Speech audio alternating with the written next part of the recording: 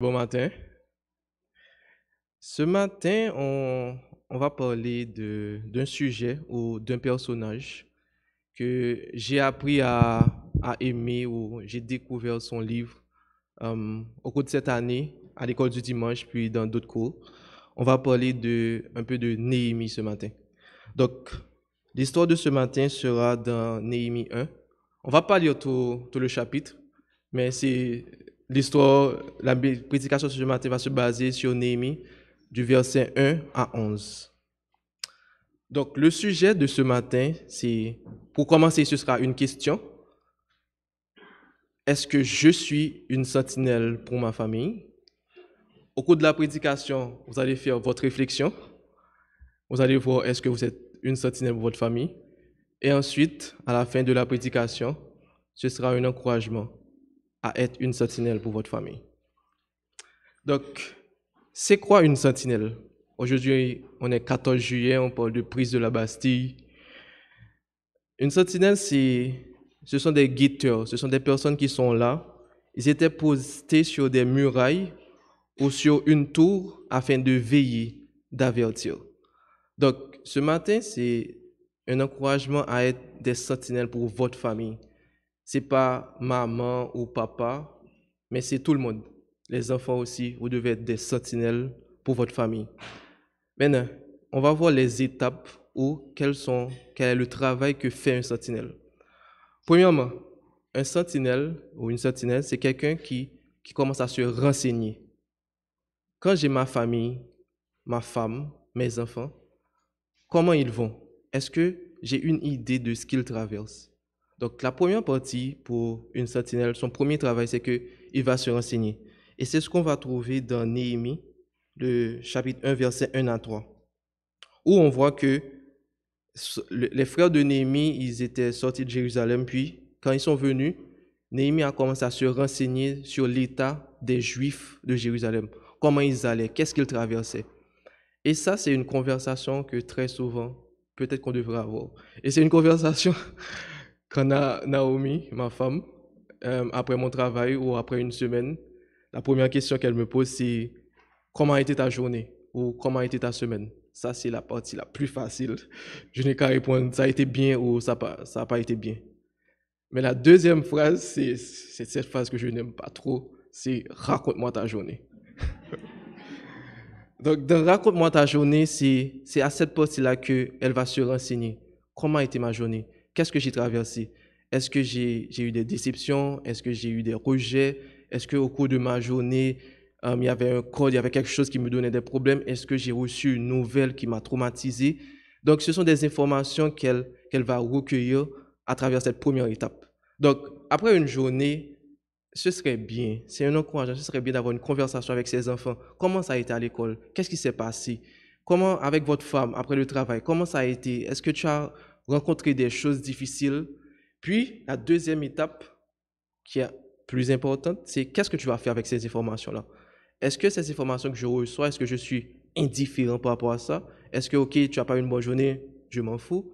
Ou du moins, comment je vais réagir? Et c'est ce que va faire Néhémie. Deuxième étape, c'est on va voir les réactions de Néhémie par rapport à ce que vivaient les gens de Jérusalem. On va voir du verset 4 à 8, Néhémie, il a pleuré. Néhémie, il a jeûné. Puis Néhémie, il est allé vers Dieu. Donc, la deuxième étape, ou ce que une sentinelle doit faire, c'est que quand tu reçois ces informations, tu vas les porter vers Dieu. Tu vas prier.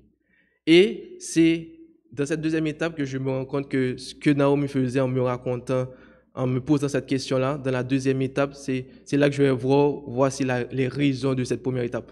C'est pendant qu'on prie, maintenant je vais l'écouter prier, je vais voir dans sa prière qu'elle va prier pour tout ce qui n'allait pas pour moi au cours de cette journée-là.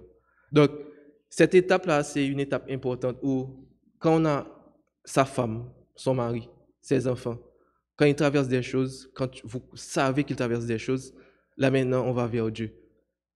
L'un des plus beaux cadeaux qu'on peut offrir à quelqu'un, qu'on peut offrir à sa femme, à son mari, à son enfant, c'est une prière devant Dieu. C'est sûr, il y a des choses, il y a des cadeaux, mais ces choses-là vont passer. Mais une prière devant Dieu, C'est que tu t'oublies ce que toi tu traverses, mais tu portes le fardeau de quelqu'un d'autre vers Dieu. Et ça, c'est une prière qui est vraiment forte. Et Dieu prend plaisir à ce genre de prière. Dieu voit que tu ne t'occupes pas seulement de toi, tu ne te soucies pas de toi, de ce que tu traverses, mais tu te soucies de ce que quelqu'un d'autre traverse. Tu prends les fardeaux de quelqu'un d'autre. Donc, une sentinelle, c'est quelqu'un qui est là pour prier pour les membres de sa famille. Et troisième point, on est presque à 45. Troisième point qui est aussi important, c'est que quand on va prier, très souvent, il nous manque des mots pour prier. On ne sait pas comment prier. Et on va voir que dans la troisième partie de Néhémie, Néhémie, il parlait à Dieu de l'alliance que Dieu avait fait à Moïse. Donc, Néhémie avait une connaissance de voici ce que Dieu avait dit. Et où est-ce qu'on va trouver ce que Dieu a dit? C'est dans sa parole. Donc, une sentinelle, c'est quelqu'un qui va connaître ou apprendre les promesses de Dieu. Et les promesses de Dieu se trouvent dans sa parole. Donc, la troisième étape, c'est une invitation à apprendre les promesses de Dieu. En connaissant les promesses de Dieu, on pourra mieux prier. On va dire, par exemple, une promesse de Dieu dans Jérémie 29, verset 11. « Quand je connais les projets que j'ai formés sur vous, dit l'Éternel, projets de paix et non de malheur. » On va voir que Dieu va dire « Invoque-moi au jour de la détresse et je te délivrerai. » Donc, je saurai que quand je traverse des moments difficiles, Dieu est là. Je peux l'invoquer. Il va m'écouter. Donc, là, quand on a une promesse, là, on va venir vers Dieu, on va lui dire « Dieu, tu as dit ça dans ta parole. Voici ce que tu as dit. Donc, je vais me baser sur ta parole pour te prier. » Donc là, on aura de meilleurs mots, de meilleures paroles. On aura un cœur pour parler à Dieu. Parce que là, on ne va pas dire nos paroles, mais on va dire les paroles que Dieu avait prononcées.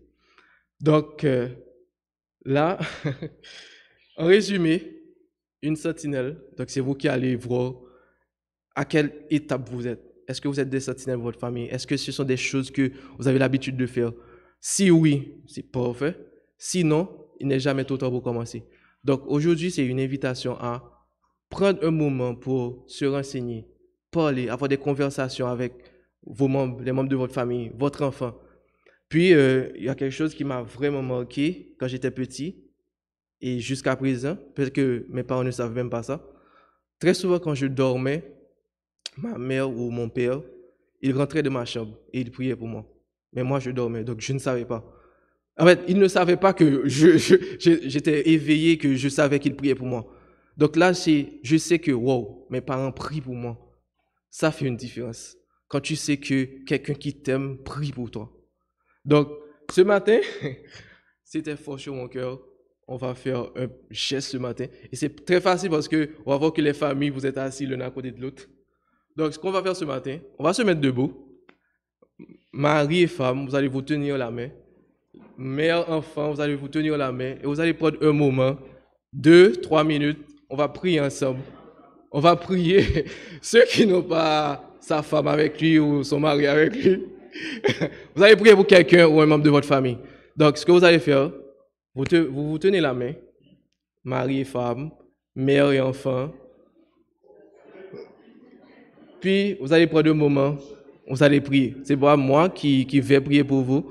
Donc, je vous donne 2 minutes, vous allez prier. Même si vous ne connaissez pas ce que la personne traverse, mais basez-vous, si vous avez des connaissances de quelques promesses, basez-vous sur quelques promesses de Dieu pour prier pour lui. Ou du moins, ce que vous voudriez que Dieu fasse dans sa vie. Donc, c'est ça.